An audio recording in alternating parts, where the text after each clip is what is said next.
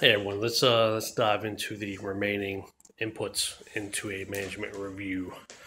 All right, so the next one to talk about is the external or internal issues. So external, again, from outside your company, how is it impacting your business? Internal, what's happening inside your business? What's changed? You may change your processes for a reason. You can annotate that.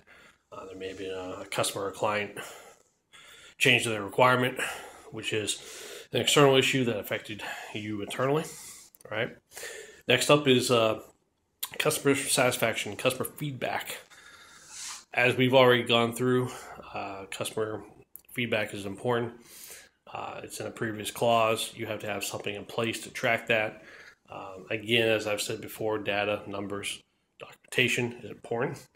So how are you doing with your customer? What kind of feedback are you getting? Do you have a system in place that can capture, percentage-wise how you're doing, right? Plus, you might also get feedback from outside of your customer comment card program, as an example. You may have meetings with the customer and client to discuss things. Heck, they might grade you. It depends on what you are doing as a business.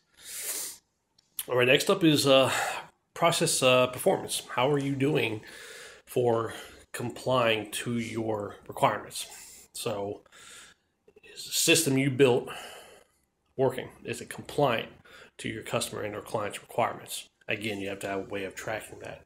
And you could do that through quality control checks within a process. You could even technically use any internal audits you have to show that you are compliant. Maybe some external audits, third-party audits.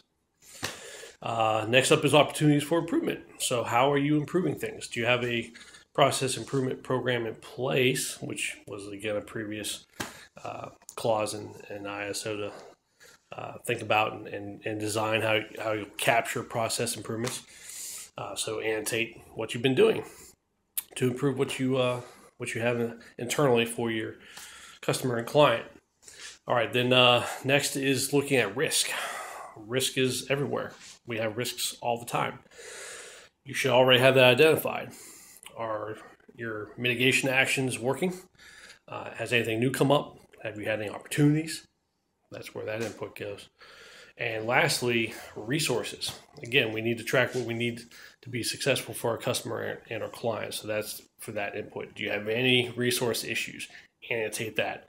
And then that way you can track that through these management reviews. All right.